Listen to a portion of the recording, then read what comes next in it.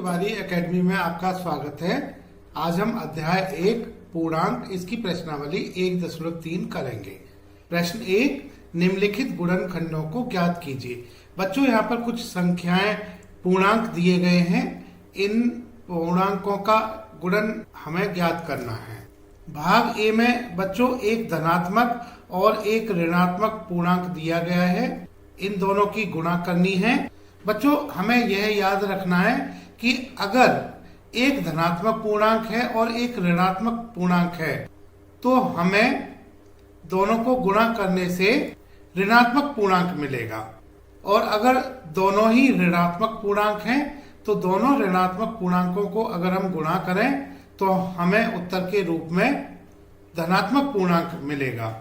तो बच्चों भाग ए में 3 गुणा ऋण 1, यहाँ पर एक धनात्मक पूर्णांक है 3 और एक ऋणात्मक पूर्णांक है ऋण 1, इनको गुणा करेंगे तो उत्तर का चिन्ह ऋण आएगा, और 3 गुणा 1 बराबर 3, तो 3 गुणा ऋण 1 बराबर ऋण 3 होगा। तो बच्चों हमें यह नियम याद रखना है कि धनात्मक पूर्णांक गुणा ऋणात्मक पूर्णांक बराबर ऋणात्मक पूर्णांक, और ऋणात्मक पूर्णांक गुणा धनात्मक पूर्णांक बराबर ऋणात्मक पूर्णांक, धनात्मक पूर्णांक गुणा धनात्मक पूर्णांक बराबर धनात्मक पूर्णांक, और ऋणात्मक पूर्णांक गुणा ऋणात्मक पूर्णांक बराबर धनात्मक पूर्णांक। तो बच्चों इसका मतलब यह हुआ कि समान चिन्ह वाले पूर्णांकों को गुणा करें तो हमें गुणनफल धनात्मक मिलता है, विपरीत चिन्ह वाले पूर्णांकों को गुणा करें तो हमें गुणनफल ऋणात्मक पूर्णांक मिलता है। तो समान चिन्ह वाले पूर्णांकों का गुणनफल धनात्मक पूर्णांक होता है, विपरीत चिन्ह वाले पूर्णांकों का गुणनफल ऋणात्मक पूर्णांक होता है।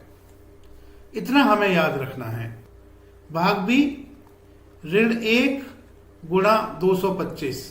बच्चों यहाँ पर एक ऋणात्मक पूर्णांक है, दूसरा धनात्मक पूर्णांक है, तो इसका उत्तर ऋण 225 होगा। भाग सी ऋण 21 गुणा ऋण 30। बच्चों यहाँ पर दोनों ही पूर्णांक ऋणात्मक हैं तो इनका गुणनफल धनात्मक होगा। अब हम 30 को 21 से अगर गुणा करते हैं तो यह 630 होता है।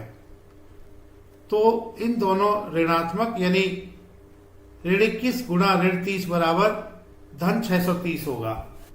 भाग डी ऋण 316 गुणा ऋण 1 बराबर, बच्चों यहाँ पर दोनों पूर्णांक ऋणात्मक हैं तो उत्तर धनात्मक होगा, और 316 गुणा 1 बराबर 316 होता है, तो ऋण 316 गुणा ऋण 1 बराबर धन 316 होगा। भाग ई ऋण 15 गुणा 0 गुणा ऋण 18। बच्चों ऋण 15 गुणा 0 को अगर हम किसी पूर्णांक से गुणा करें, चाहे वह धनात्मक है या ऋणात्मक है, तो उत्तर हमें 0 मिलता है। तो ऋण 15 गुणा 0 बराबर 0, आगे ऋण 18 लिखेंगे, तो 0 गुणा ऋण 18 यह 0 होगा, तो हमें उत्तर यहाँ पर 0 मिलेगा। भाग एफ ऋण 12 गुणा ऋण 11 गुणा 10। बच्चों ऋण 12 गुणा ऋण 11 यह दोनों ऋणात्मक पूर्णांक हैं, इन दोनों को गुणा करेंगे तो हमें धनात्मक पूर्णांक मिलेगा। तो ऋण 12 गुणा ऋण 11 बराबर 132 होगा, क्योंकि 12 गुणा 11 बराबर 132 होता है, गुणा 10। 132 गुणा 10 बराबर 1320। भाग जी 9 गुणा ऋण 3 गुणा ऋण 6 बराबर, बच्चों 9 गुणा ऋण 3 यह ऋण 27 होगा, क्योंकि एक धनात्मक पूर्णांक और एक ऋणात्मक पूर्णांक, तो ऋण 27 होगा गुणा ऋण 6। अब यहाँ पर दोनों ऋणात्मक पूर्णांकों को गुणा करनी होगी, तो ऋण 27 गुणा ऋण 6 बराबर पूर्णांक यहाँ पर धनात्मक मिलेगा, और 27 गुणा 6 बराबर होता है 162। भाग एच ऋण 18 गुणा ऋण 5 गुणा ऋण 4। बच्चों ऋण 18 गुणा ऋण 5 यह 90 होगा, क्योंकि ऋण 18 ऋणात्मक पूर्णांक है, ऋण 5 ऋणात्मक पूर्णांक है, तो इन दोनों का गुणनफल 90 होगा, धनात्मक संख्या होगी, गुणा ऋण 4। अब 90 गुणा ऋण 4, एक धनात्मक संख्या एक ऋणात्मक संख्या, तो गुणनफल ऋणात्मक होगा और यह 360 होगा। तो 90 गुणा ऋण 4 बराबर ऋण 360। भाग आई ऋण 1 गुणा ऋण 2 गुणा ऋण 3 गुणा 4। बच्चों ऋण 1 गुणा ऋण 2 दोनों ऋणात्मक पूर्णांक है, तो ऋण 1 गुणा ऋण 2 बराबर गुणनफल धनात्मक होगा, यह 2 होगा, गुणा अब ऋण 3 गुणा 4, एक ऋणात्मक पूर्णांक एक धनात्मक पूर्णांक, तो गुणनफल ऋणात्मक होगा और यह 12 होगा। तो गुणा ऋण 12, बच्चों एक धनात्मक पूर्णांक और एक ऋणात्मक पूर्णांक, इनका गुणनफल ऋणात्मक होगा, तो 2 गुणा ऋण 12 बराबर ऋण 24 होगा। तो भाग जे के लिए ऋण 3 गुणा ऋण 6 गुणा यह ऋण 2 है गुणा ऋण 1। बच्चों यहाँ पर दो ऋणात्मक संख्याओं का गुणनफल धनात्मक होता है, तो ऋण 3 गुणा ऋण 6 बराबर 18 होगा और ऋण 2 गुणा ऋण 1 बराबर 2 होगा और 18 गुणा 2 बराबर 36 होगा। प्रश्न 2, निम्नलिखित को सत्यापित कीजिए। भाग ए कर लेते हैं। भाग ए में बायां पक्ष दिया हुआ है 18 गुणा 7 धन ऋण 3। तो यहाँ पर 7 धन ऋण 3 को कोष्टक में दिया हुआ है। तो बच्चों पहले हम कोष्टक को हल करेंगे। तो यह 18 गुणा 7 धन ऋण 3, यह 7 ऋण 3, इसको हम लिखेंगे। तो 18 गुणा 7 ऋण 3 4 होता है, 18 गुणा 4 बराबर 72। अब हम भाग ए का दायां पक्ष हल कर लेते हैं। कोष्टक 18 गुणा 7 धन कोष्टक 18 गुणा ऋण 3। बच्चों 18 गुणा 7 बराबर 126 होगा, धन 18 गुणा ऋण 3, एक धनात्मक संख्या एक ऋणात्मक संख्या, इसका गुणनफल ऋणात्मक होगा, यह ऋण 54 होगा। अब इसको 126 ऋण 54 लिखेंगे और 126 ऋण 54 72 होता है। तो बच्चों यहां पर हम देख रहे हैं कि बायां पक्ष बराबर दायां पक्ष, तो हमने भाग ए को सत्यापित कर लिया है। भाग बी को सत्यापित करते हैं। इसका बायां पक्ष लिख लेते हैं। ऋण 21 गुणा कोष्टक ऋण 4 धन ऋण 6। तो बच्चों पहले कोष्टक को हल कर लेते हैं। तो इसको इस तरह से लिखेंगे, ऋण 21 गुणा कोष्टक ऋण 4 धन ऋण 6, दोनों ऋणात्मक संख्याओं को जोड़ने से ऋणात्मक संख्या मिलेगी, तो यह ऋण 10 होगा। ऋण 4 धन ऋण 6 बराबर ऋण 10। अब दोनों ऋणात्मक संख्याओं का गुणनफल धनात्मक होगा और यह 210 होगा। ऋण 21 गुणा ऋण 10 बराबर 210। अब हम दायां पक्ष लिख लेते हैं और उसको हल कर लेते हैं। दायां पक्ष है ऋण 21 गुणा ऋण 4, इसको कोष्टक में लिखा हुआ है, धन कोष्टक ऋण 21 गुणा ऋण 6। बच्चों ऋण 21 गुणा ऋण 4, दो ऋणात्मक संख्याओं का गुणनफल धनात्मक और यह 84 होगा, धन फिर से दो ऋणात्मक संख्याओं का गुणनफल धनात्मक होगा और 21 गुणा 6 बराबर 126 होता है। तो ऋण 21 गुणा ऋण 6 बराबर 126 होगा और 84 धन 126 यह 210 होता है। तो यहाँ पर हम देख रहे हैं कि बायां पक्ष बराबर दायां पक्ष, तो इस प्रकार यह भी सत्यापित हुआ। अब हम अगला प्रश्न करते हैं। प्रश्न 3, भाग 1, किसी भी पूर्णांक a के लिए ऋण 1 गुणा a किसके समान है। बच्चों यहाँ पर ऋण 1 को a से गुणा किया गया है और a कोई भी पूर्णांक है, बच्चों हम मान लेते हैं कि a एक ऋणात्मक पूर्णांक है। मान लेते हैं कि a बराबर ऋण k है, तो हम ऋण 1 को ऋण k से गुणा अगर करते हैं, यहाँ पर हमने a को ऋण k रख लिया है। अब हम देख रहे हैं कि दोनों ऋणात्मक संख्याएं हैं, इनका गुणनफल धनात्मक होगा और k को 1 से गुणा करें k आ जाता है, तो ऋण 1 गुणा ऋण k बराबर k होगा। और बच्चों इस k को हम इस तरह से लिख सकते हैं ऋण ऋण k, तो बच्चों इसको हम लिखेंगे ऋण, और ऋण k हमने क्या माना हुआ है, a माना हुआ है। तो इसका मतलब यह हुआ कि ऋण 1 गुणा a बराबर ऋण a। अब हम दूसरी स्थिति में ऐसा मान सकते हैं कि माना कि a एक धनात्मक पूर्णांक है, तो a बराबर हम p रख के देख लेते हैं, तो ऋण 1 गुणा a बराबर ऋण 1 गुणा p हो जाता है। एक ऋणात्मक और एक धनात्मक पूर्णांकों का गुणनफल ऋणात्मक होगा, यह ऋण p होगा। और बच्चों यहाँ पर ऋण p को हम, क्योंकि a माना हुआ है, a अगर धनात्मक पूर्णांक है या ऋणात्मक पूर्णांक है, दोनों ही स्थितियों में ऋण 1 गुणा a बराबर ऋण a आता है।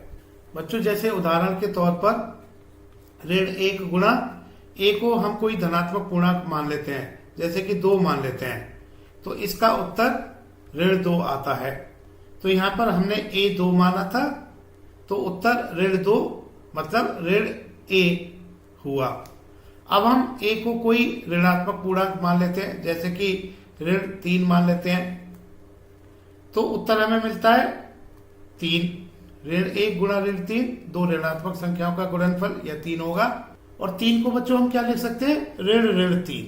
तो हमें उत्तर अभी भी ऋण a हमने क्या लिया हुआ है, ऋण 3, तो उत्तर यह ऋण a ही हुआ। तो दोनों स्थितियों में a को हम धनात्मक पूर्णांक लें या ऋणात्मक पूर्णांक लें, तो ऋण 1 गुणा a बराबर ऋण a ही आता है। तो किसी भी पूर्णांक a के लिए ऋण 1 गुणा a किसके समान है, यह ऋण a के समान है। भाग 2, वह पूर्णांक ज्ञात कीजिए जिसका ऋण 1 के साथ गुणनफल है। तो यहाँ पर ऋण 1 के साथ गुणनफल दिया हुआ है ऋण 22, तो हमें गुणनफल ऋणात्मक मिल रहा है। इसका मतलब यह हुआ कि हमें धनात्मक संख्या को गुणा करना पड़ेगा, और ऋण 1 के साथ गुणा कर रहे हैं तो यह धनात्मक संख्या 22 होगी। तो ऋण 1 गुणा 22 बराबर ऋण 22 होगा। भाग बी, गुणनफल के रूप में 37 मिलना चाहिए और ऋण 1 के साथ गुणा करना है। यहाँ पर हमें गुणनफल धनात्मक मिल रहा है, तो हमें एक ऋणात्मक संख्या को गुणा करना पड़ेगा, और यह ऋणात्मक संख्या ऋण 37 होगी, क्योंकि ऋण 1 गुणा ऋण 37 बराबर। भाग सी, ऋण 1 को हम गुणा करेंगे किसी संख्या से और हमें गुणनफल 0 मिलना चाहिए। तो बच्चों ऋण 1 को हम 0 से ही गुणा करेंगे, हमें गुणनफल 0 मिल जाएगा। चलिए प्रश्न 4 करते हैं। ऋण 1 गुणा 5 से आरंभ करके विभिन्न गुणनफलों द्वारा कोई पैटर्न दर्शाते हुए ऋण 1 गुणा ऋण 1 बराबर 1 को निरूपित कीजिए। बच्चों हमें दिया गया है कि ऋण 1 गुणा 5 से आरंभ करना है, तो ऋण 1 गुणा 5 बराबर ऋण 5 होगा। ऋण 1 गुणा 4 बराबर ऋण 4 होगा। ऋण 1 गुणा 3 बराबर ऋण 3 होगा। ऋण 1 गुणा 2 बराबर ऋण 2 होगा। ऋण 1 गुणा 1 बराबर ऋण 1 होगा। ऋण 1 गुणा 0 बराबर 0 होगा, और ऋण 1 गुणा ऋण 1 बराबर धन 1 होगा। बच्चों यहाँ पर देखिएगा पैटर्न क्या बन रहा है। ऋण 1, यह संख्याएं सभी गुणन के लिए एक समान है। अब ऋण 1 को 5 से गुणा कर रहे हैं, ऋण 1 को 4 से कर रहे हैं, ऋण 1 को 3 से कर रहे हैं, तो इसका मतलब 5 4 3 2 1 0, इसके बाद ऋण 1 आएगा। हम धनात्मक पूर्णांक 5 से 1 कम होते हुए जाना है, यानी 5 से 4, 4 से 3, 3 से 2, 2 से 1, 1 से 0, और 0 से 1 कम ऋण 1 होगा। अब गुणनफल ऋण 5, उसके बाद ऋण 4, उसके बाद ऋण 3, ऋण 2 ऋण 1 0 1। यहाँ पर गुणनफल बढ़ रहा है और यह ऋण 5 से ऋण 4, ऋण 4 से ऋण 3। इसका मतलब धन 1 हम जोड़ते चले जा रहे हैं। ऋण 5 में 1 जोड़े तो ऋण 4, ऋण 4 में 1 जोड़े तो ऋण 3। इसी तरह से ऋण 3 में 1 जोड़े तो ऋण 2, ऋण 2 में 1 जोड़े तो ऋण 1, ऋण 1 में 1 जोड़े तो 0, 0 में 1 जोड़ेंगे तो 1। तो हमें ऋण 1 गुणा ऋण 1 बराबर 1 मिल जाता है। तो बच्चों इस पैटर्न से यह निष्कर्ष हम निकाल सकते हैं कि एक ऋणात्मक पूर्णांक और एक धनात्मक पूर्णांक का गुणनफल ऋणात्मक होता है। जैसे कि हम यहाँ पर पहला, दूसरा, तीसरा, चौथा और 5वां इन सब में देख रहे हैं। और इसके आगे ऋणात्मक पूर्णांक को 0 से गुणा करेंगे तो 0 आएगा और आगे 2 ऋणात्मक पूर्णांकों का गुणनफल धनात्मक होता है। ऋण 1 गुणा ऋण 1 बराबर 1। प्रश्न 5, उचित गुणों का उपयोग करते हुए गुणनफल ज्ञात कीजिए। भाग 1 इसमें दिया है 26 गुणा ऋण 48 धन ऋण 48 गुणा ऋण 36। बच्चों हम वितरण गुण धर्म से जानते हैं कि a गुणा b धन b गुणा c बराबर b गुणा a धन c। यहाँ पर बच्चों a, b और c पूर्णांक हैं। जैसे कि a 26 है, b ऋण 48 है और c ऋण 36 है। तो यहाँ पर वितरण गुण धर्म से हम कह सकते हैं कि a गुणा b धन b गुणा c बराबर b गुणा a धन c। a बराबर 26, b बराबर ऋण 48, c बराबर ऋण 36। तो हम इसको इस तरह से लिख सकते हैं b गुणा a धन c। b यहाँ पर क्या है? ऋण 48 है। ऋण 48 गुणा a धन c, a 26 है और c ऋण 36 है। तो बच्चों 26 गुणा ऋण 48 धन ऋण 48 गुणा ऋण 36, इसको हम ऋण 48 गुणा 26 धन ऋण 36 लिख सकते हैं। ऐसा हमने वितरण गुण धर्म से लिखा है। अब हम पहले कोष्टक को हल कर लेते हैं। 26 धन ऋण 36 यह ऋण 10 होगा। अब बच्चों दो ऋणात्मक संख्याओं का गुणनफल धनात्मक होता है, तो ऋण 48 गुणा ऋण 10 480 होगा। भाग बी 8 गुणा 53 गुणा ऋण 125। बच्चों हम इस गुणन को सरल बनाने के लिए 8 को ऋण 125 के साथ रख सकते हैं। ऐसा हम क्रम विनिमयता गुण धर्म से कर सकते हैं। बच्चों इसके अनुसार a गुणा b गुणा c बराबर a गुणा b गुणा c होता है। यहाँ पर b और c का समूह पहले लिया गया है और इसको हम बदल सकते हैं, a के साथ b का समूह बना सकते हैं। तो a गुणा b गुणा c बराबर a गुणा b गुणा c।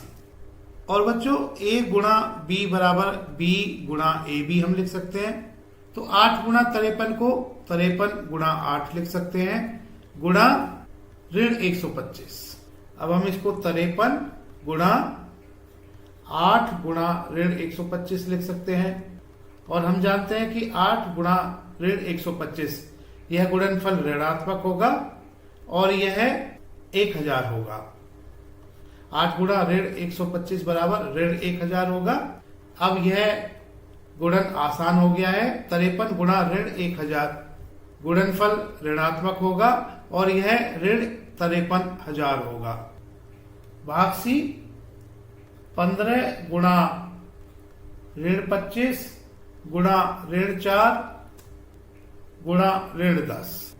बच्चों यहाँ पर हम फिर से क्रम विनिमयता गुणधर्म लगा सकते हैं। इसके अनुसार हम इस गुणन को इस तरह से लिख सकते हैं 15 गुणा कोष्टक ऋण 25 गुणा ऋण 4 गुणा ऋण 10। बच्चों यह 15 गुणा और ऋण 25 गुणा ऋण 4 यह 100 होगा, क्योंकि दो ऋणात्मक संख्याओं का गुणनफल धनात्मक और 25 गुणा 4 बराबर 100 होता है। तो ऋण 25 गुणा ऋण 4 बराबर हम 100 लिखेंगे और 100 गुणा ऋण 10। तो बच्चों यह 15 गुणा 100 गुणा ऋण 10, एक धनात्मक संख्या एक ऋणात्मक संख्या, गुणनफल ऋणात्मक होगा और यह ऋण 1000 होगा। अब बच्चों 15 गुणा ऋण 1000, एक धनात्मक संख्या एक ऋणात्मक संख्या, गुणनफल ऋणात्मक होगा, यह 15000 होगा। भाग डी ऋण 41 गुणा 102। बच्चों इस गुणन को हम इस तरह से लिख सकते हैं, ऋण 41 गुणा 102 को हम 100 धन 2 लिख सकते हैं। और बच्चों हम वितरण गुणधर्म से कह सकते हैं कि a गुणा b धन c बराबर a गुणा b धन a गुणा c। यहाँ पर a ऋण 41 है और b 100 है और c 2 है। तो इसको हम इस तरह से लिखेंगे, ऋण 41 गुणा 100 धन ऋण 41 गुणा 2। अब बच्चों ऋण 41 गुणा 100 यह ऋण 4100 होगा, धन ऋण 41 गुणा 2 यह ऋण 82 होगा। अब ऋण 4100 धन ऋण 82, दो ऋणात्मक संख्याओं का योग ऋणात्मक होगा और यह 4182 होगा। तो ऋण 4100 धन ऋण 82 बराबर ऋण 4182। तो ऋण 41 गुणा 102 बराबर ऋण 4182 होगा। भाग ई 625 गुणा ऋण 35 धन ऋण 625 गुणा 65।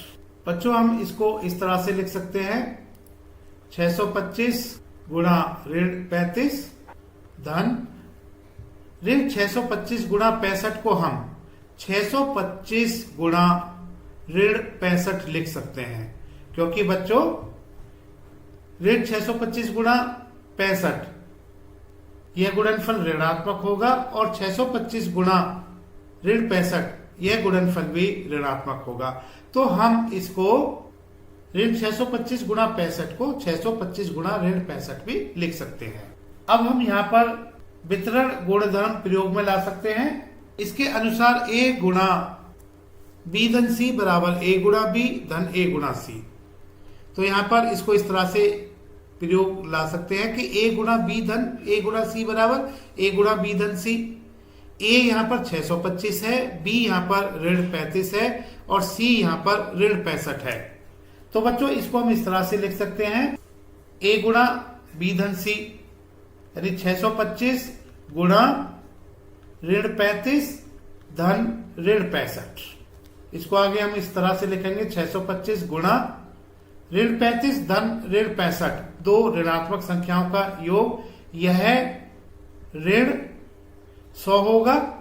अब बच्चों 625 गुणा ऋण 100, एक धनात्मक संख्या एक ऋणात्मक संख्या का गुणनफल ऋणात्मक होगा और यह 62,500 होगा। 625 गुणा ऋण 100 बराबर ऋण 62,500। भाग एफ करते हैं। इसमें दिया गया है 7 गुणा 50 ऋण 2। बच्चों यहाँ पर हम वितरण गुणधर्म फिर से प्रयोग में ला सकते हैं। इसके अनुसार a गुणा b ऋण c बराबर a गुणा b ऋण a गुणा c। यहाँ पर बच्चों a 7 है, b 50 है और c 2 है। तो इसको हम इस तरह से लिख सकते हैं, 7 गुणा 50 ऋण 2 बराबर 7 गुणा 50 ऋण 7 गुणा 2। बच्चों 7 गुणा 50 बराबर 350, ऋण 7 गुणा 2 बराबर 14 और 350 माइनस 14 बराबर 336। तो 7 गुणा 50 ऋण 2 बराबर 336 होगा। भाग जी करते हैं। इसमें दिया है ऋण 17 गुणा ऋण 29, इसको हल करना है। तो बच्चों यहाँ पर ऋण 29 को हम ऋण 30 धन 1 लिख सकते हैं। तो इसको हम ऋण 17 गुणा ऋण 29 को हमने ऋण 30 धन 1 लिख लेना है। बच्चों भाग ई में हमने वितरण गुणधर्म लगाया हुआ है, इसको हम लिख लेते हैं। भाग एफ में भी हमने वितरण गुणधर्म लगाया हुआ है। भाग जी में भी बच्चों हमने वितरण गुणधर्म ही लगाना होगा। तो ए गुणा बी धन सी बराबर ए गुणा बी धन ए गुणा सी। बच्चों यहाँ पर ए ऋण 17 है, बी ऋण 30 है और सी 1 है। तो बच्चों इसको हम इस तरह से लिखेंगे, ऋण 17 गुणा ऋण 30 धन ऋण 17 गुणा 1। बच्चों ऋण 17 गुणा ऋण 30 गुणनफल धनात्मक होगा क्योंकि दोनों ऋणात्मक संख्याओं को गुणा कर रहे हैं और यह 510 होगा। धन ऋण 17 गुणा 1, एक धनात्मक संख्या एक ऋणात्मक संख्या का गुणनफल ऋणात्मक होगा और यह ऋण 17 होगा। बच्चों 510 धन ऋण 17, इसको हम 510 ऋण 17 लिखेंगे और यह 493 होता है। तो ऋण 17 गुणा ऋण 29 बराबर 493 होगा। भाग एच ऋण 57 गुणा ऋण 19 धन 57।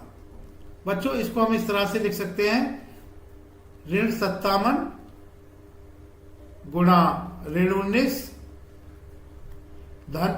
बच्चों 57 को हम ऐसा लिख सकते हैं कि ऋण 57 गुणा ऋण 1, क्योंकि ऋण 57 गुणा ऋण 1 दो ऋणात्मक संख्याओं का गुणनफल धनात्मक और यह 57 होगा। तो 57 को हम ऋण 57 गुणा ऋण 1 लिख सकते हैं। बच्चों ऐसा हमने इसलिए लिखा है कि हम वितरण गुणधर्म प्रयोग में ला सकते हैं। तो वितरण गुणधर्म से हम कह सकते हैं कि a गुणा b धन c बराबर a गुणा b धन a गुणा c।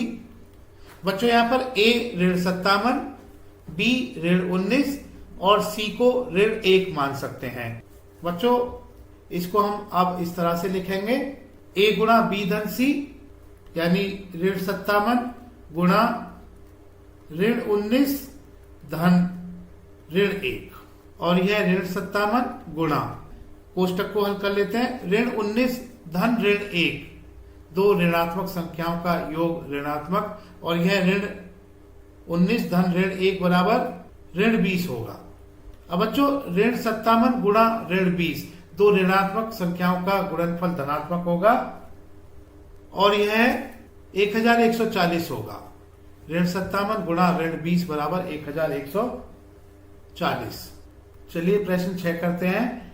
किसी हिमीकरण ठंडा करने की प्रक्रिया में कमरे के तापमान को 40 डिग्री सेल्सियस से 5 डिग्री सेल्सियस प्रति घंटे की दर से कम करने की आवश्यकता है। इस प्रक्रिया को शुरू होने के 10 घंटे बाद कमरे का तापमान क्या होगा? बच्चों यहाँ पर दिया गया है कि कमरे का जो आरंभिक तापमान है यह 40 डिग्री सेल्सियस है और आगे कहा गया है कि 5 डिग्री सेल्सियस प्रति घंटे की दर से कम करने की आवश्यकता है। तो तापमान कम करने की दर 5 डिग्री सेल्सियस है, प्रति घंटे 5 डिग्री सेल्सियस कम हो जाता है। तो बच्चों 1 घंटा में तापमान 5 डिग्री सेल्सियस कम हो जाता है। कहा गया है कि इस प्रक्रिया को शुरू होने के 10 घंटे बाद कमरे का तापमान क्या होगा? तो बच्चों 1 घंटे में 5 डिग्री सेल्सियस कम होता है। हमें ज्ञात करना होगा कि 10 घंटे में कितना तापमान घट जाएगा। तो बच्चों पहले 10 घंटे में कितना तापमान कम हुआ इसको निकाल लेते हैं। इसको निकालने के लिए हमने जो तापमान कम होने की दर है इसको गुणा करना होगा 10 घंटे से। तो 10 घंटे में कम हुआ तापमान बराबर 5 गुणा 10 और यह 50 डिग्री सेल्सियस होगा। 50 डिग्री सेल्सियस तापमान कम हो जाएगा। आरंभिक तापमान 40 डिग्री सेल्सियस था। तो 10 घंटे बाद कमरे का तापमान के लिए हमें 40 डिग्री सेल्सियस से 50 डिग्री सेल्सियस को घटाना होगा। तो बच्चों 10 घंटे बाद कमरे का तापमान 40 डिग्री सेल्सियस ऋण 50 डिग्री सेल्सियस होगा। तो बच्चों 40 ऋण 50 बराबर ऋण 10 होता है। तो इसको हम ऋण 10 डिग्री सेल्सियस लिखेंगे। तो 10 घंटे बाद कमरे का तापमान ऋण 10 डिग्री सेल्सियस होगा। प्रश्न 7, 10 प्रश्नों वाले एक कक्षा टेस्ट में प्रत्येक सही उत्तर के लिए 5 अंक दिए जाते हैं और प्रत्येक गलत उत्तर के लिए ऋण 2 अंक दिए जाते हैं एवं प्रयत्न नहीं किए गए प्रश्नों के लिए 0 दिया जाता है। भाग 1, मोहन 4 प्रश्नों का सही और 6 प्रश्नों का गलत उत्तर देता है, उसके द्वारा प्राप्त अंक कितने हैं? बच्चों, सही उत्तर के लिए तो 5 अंक दिए जाते हैं प्रत्येक सही उत्तर के लिए, और प्रत्येक गलत उत्तर के लिए ऋण 2 अंक दिए जाते हैं। और भाग 1 में कहा गया है 4 प्रश्न मोहन ने सही किए हैं और 6 प्रश्न गलत किए हैं, तो उसके द्वारा प्राप्त अंक हमने ज्ञात करने हैं। तो बच्चों, मोहन के लिए हम कुल अंक ज्ञात कर लेते हैं, क्योंकि 4 प्रश्नों का सही उत्तर देता है। सही उत्तर के लिए उसे 4 गुणा 5 इतना अंक मिलेंगे, क्योंकि एक सही उत्तर के लिए 5 अंक दिए जाते हैं, तो 4 सही उत्तर के लिए 4 गुणा 5 यह अंक मिलेंगे।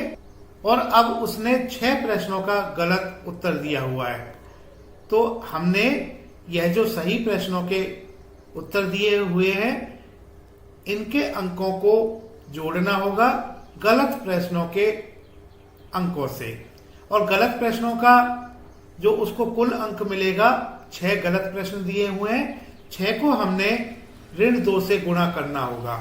तो इस तरह से हम कह सकते हैं कि मोहन को जो कुल अंक मिलेंगे 4 गुणा 5 धन 6 गुणा ऋण 2 होंगे। बच्चों, 4 गुणा 5 यह सही प्रश्नों के लिए मिले गए अंक हैं, और 6 गुणा ऋण 2 यह गलत उत्तरों के लिए मिले गए अंक हैं। इसको हम हल कर लेते हैं। 4 गुणा 5 बराबर 20 होता है, धन 6 गुणा ऋण 2 यह ऋण 12 होगा। 20 धन ऋण 12, इसको हम 20 ऋण 12 लिखेंगे और यह 8 होगा। तो मोहन को इस तरह से कुल 8 अंक प्राप्त हुए। बच्चों, भाग 2 में दिया गया है रेशमा के 5 उत्तर सही हैं और 5 उत्तर गलत हैं, उसके द्वारा प्राप्त अंक कितने हैं? तो जैसा हमने मोहन के लिए कुल अंक प्राप्त किया था, इसी तरह से रेशमा के लिए हम इसको करेंगे। तो बच्चों, रेशमा के लिए कुल अंक 5 उत्तर सही हैं, तो 5 गुणा 5 धन 5 उत्तर गलत हैं, तो इसके लिए 5 गुणा ऋण 2 लिखेंगे। तो कुल अंक 5 गुणा 5 धन 5 गुणा ऋण 2 होंगे। 5 गुणा 5 बराबर 25 और 5 गुणा ऋण 2 बराबर ऋण 10, और 25 धन ऋण 10 को हम 25 ऋण 10 लिखेंगे, और 25 ऋण 10 बराबर 15 होता है। तो हम कह सकते हैं कि रेशमा को 15 अंक मिले हैं। अब बच्चों, भाग 3 करेंगे। इसमें दिया गया है हिना ने कुल 7 प्रश्न किए हैं, उनमें से 2 का उत्तर सही है और 5 का उत्तर गलत है, तो उसने कितने अंक प्राप्त किए हैं? तो बच्चों, हिना के लिए कुल अंक ज्ञात कर लेते हैं। 7 में से 2 उत्तर सही है, 5 का उत्तर गलत है, तो सही उत्तर के लिए उसको 2 गुणा 5 अंक मिलेंगे और गलत उत्तर के लिए 5 गुणा ऋण 2 मिलेंगे। इसको हल कर लेते हैं। 2 गुणा 5 बराबर 10 होता है, धन 5 गुणा ऋण 2 बराबर ऋण 10 होता है।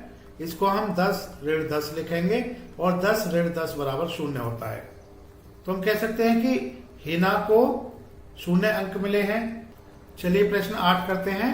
इसमें दिया गया है एक सीमेंट कंपनी को सफेद सीमेंट पर 8 रुपए प्रति बोरी की दर से लाभ होता है और स्लेटी रंग की सीमेंट बेचने पर 5 रुपए प्रति बोरी की दर से हानि होती है। भाग ए, किसी महीने में वह कंपनी 3000 बोरियां सफेद सीमेंट की और 5000 बोरियां स्लेटी सीमेंट की बेचती है, उसका लाभ अथवा हानि क्या है? बच्चों, यहाँ पर स्पष्ट है कि सफेद बोरियां बेचता है सीमेंट की तो उसको लाभ होता है, और स्लेटी सीमेंट की बोरियां बेचता है तो उसको हानि होती है। और यह लाभ 8 रुपए प्रति बोरी की दर से होता है और हानि 5 रुपए प्रति बोरी की दर से होता है। तो बच्चों, हम लाभ और हानि को यहाँ पर इसकी गणना कर लेते हैं। लाभ निकालने के लिए बच्चों जितनी बोरियां बेची हैं उसको प्रति बोरी की दर इससे गुणा करना होगा। भाग ए में दिया गया है बच्चों की कंपनी 3000 बोरियां सफेद सीमेंट की बेचती है, तो लाभ जो होगा 3000 को हमें प्रति बोरी का जो लाभ है उससे गुणा करना होगा। 3000 गुणा 8 इतना लाभ होगा। तो बच्चों 3000 गुणा 8 बराबर 24,000 होता है। तो 24,000 रुपए का लाभ होगा। इसी तरह से हम हानि भी निकाल लेते हैं, क्योंकि सलेटी रंग की सीमेंट भी बेची जाती है और ये 5,000 बोरियां बेची जाती हैं। तो 5,000 को हम एक बोरी पर जो हानि होती है वो 5 रुपए की होती है, तो 5,000 को हम 5 रुपए से गुणा करेंगे तो यह हमें हानि ज्ञात हो जाती है। 5,000 गुणा 5 बराबर 25,000 होता है। तो इस तरह से लाभ 24,000 का हुआ और हानि 25,000 की हुई। बच्चों हम जानते हैं कि 24,000 कम होता है 25,000 से, 24,000 छोटा होता है 25,000 से। तो हम यहां पर कहेंगे कि लाभ कम है हानि से। तो लाभ छोटा है हानि से, तो उसको कुल मिला के हानि होगी। तो कुल हानि निकालने के लिए हानि और लाभ का अंतर निकालेंगे। हानि में से लाभ को घटाएंगे तो यह आ जाता है 25,000 ऋण 24,000 और 25,000 ऋण 24,000 बराबर 1,000।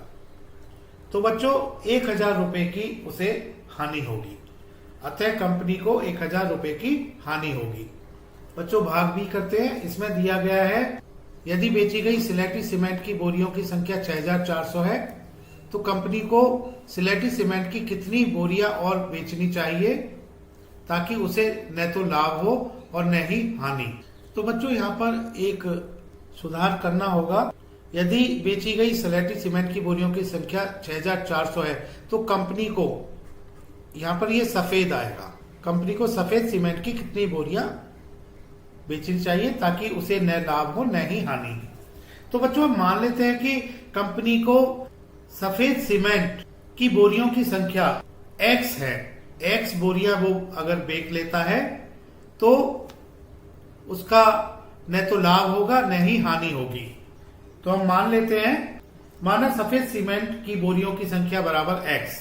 तो प्रश्न में कहा गया है कि ना तो हानि होनी चाहिए ना ही लाभ, तो हानि बराबर लाभ होना चाहिए। यानी हानि बराबर लाभ रखेंगे तो ना तो हानि होगी ना ही लाभ होगा, क्योंकि बच्चों सलेटी रंग की बोरियां बेची जाती हैं और 6,400 बोरियां बेची जाती हैं। सलेटी रंग की बोरियों को बेचने से हानि होती है और यह हानि, कुल हानि 5 गुणा 6,400 होगी।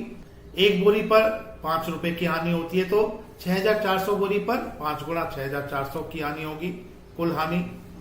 और लाभ जो होगा, कुल लाभ, यहाँ पर सीमेंट बोरियों की संख्या X बेची जाती है और एक बोरी को बेचने से 8 रुपए का लाभ होता है। तो हानि बराबर लाभ, यानी 5 गुणा 6,400 बराबर X गुणा 8 होगा। अब बच्चों यहाँ पर X निकालने के लिए हमें 5 गुणा 6,400 को 8 से भाग करना होगा तो हमें X प्राप्त हो जाएगा, क्योंकि 5 गुणा 6,400 को हम 64 गुणा 100 लिख सकते हैं बटा 8। बच्चों यहाँ पर 64 को हम 8 गुणा 8 लिख लेंगे। 8 से यह 8 कट जाता है। 5 गुणा 8 बराबर 40 होता है, तो 40 गुणा 100, 40 गुणा 100 बराबर 4,000। तो इसका मतलब यह हुआ कि कंपनी अगर 4,000 सफेद बोरियां बेच लेती है तो उसे ना तो लाभ होगा ना ही हानि। बच्चों यह प्रश्न 8 पूरा हो गया है। अब प्रश्न 9 करते हैं। इसमें दिया गया है निम्नलिखित को सत्य कथन में परिवर्तित करने के लिए रिक्त स्थान को एक पूर्णांक से प्रतिस्थापित कीजिए। भाग ए, ऋण 3 गुणा रिक्त स्थान बराबर 27। बच्चों यहाँ पर गुणनफल हमें 27 मिल रहा है, एक धनात्मक पूर्णांक मिल रहा है। तो इसका मतलब हम ऋणात्मक को एक ऋणात्मक से गुणा करेंगे तो हमें धनात्मक पूर्णांक मिलेगा। अब इतना तो निश्चित है कि हम ऋण 3 को ऋणात्मक पूर्णांक से गुणा करेंगे। और अगर हम बच्चों, हम जानते हैं कि 3 गुणा 9 बराबर 27 होता है, तो यह ऋणात्मक पूर्णांक ऋण 9 होगा। तो ऋण 3 गुणा ऋण 9 बराबर धन 27 होगा। बच्चों भाग बी, 5 गुणा रिक्त स्थान बराबर ऋण 35। बच्चों हम जानते हैं कि 5 को अगर हम 7 से गुणा करें तो हमें 35 मिल जाता है और गुणनफल ऋणात्मक हमें लेना है। तो इसका मतलब 5 तो धनात्मक संख्या है, तो हमें ऋणात्मक संख्या से गुणा करना होगा, ऋणात्मक पूर्णांक से गुणा करना होगा और यह ऋण 7 होगा। तो 5 गुणा ऋण 7, एक धनात्मक एक ऋणात्मक, दोनों का गुणनफल ऋणात्मक, ऋण 35 होगा। भाग सी, रिक्त स्थान गुणा ऋण 8 बराबर ऋण 56। बच्चों यहां पर गुणनफल ऋणात्मक है और हम जानते हैं कि 8 को अगर हम 7 से गुणा करते हैं तो 56 होता है और हमें गुणनफल ऋणात्मक लेना है। संख्या ऋण 8 दी गई है, यह ऋणात्मक है, तो हमें एक धनात्मक पूर्णांक लेना होगा, यह 7 होगा। तो 7 गुणा ऋण 8 बराबर ऋण 56। भाग डी, हमें गुणनफल 132, यह धनात्मक संख्या है, इसको प्राप्त करना है। रिक्त स्थान में यहां पर हम ऋणात्मक पूर्णांक भरेंगे, क्योंकि ऋणात्मक पूर्णांक को अगर ऋणात्मक पूर्णांक से गुणा करते हैं तो गुणनफल धनात्मक होता है। अब हम जानते हैं कि 132 को 12 से भाग करें तो 11 होता है, 11 को 12 से गुणा करें तो 132 होता है। अब बच्चों यहां पर हमें ऋण 11 लेना होगा, क्योंकि दोनों ऋणात्मक संख्याएं होनी चाहिए, दोनों ऋणात्मक पूर्णांक होने चाहिए, तभी हमें धनात्मक गुणनफल मिलेगा। तो ऋण 11 गुणा ऋण 12 बराबर 132। तो रिक्त स्थान में ऋण 11 आएगा। बच्चों, तिवारी एकेडमी देखने के लिए धन्यवाद।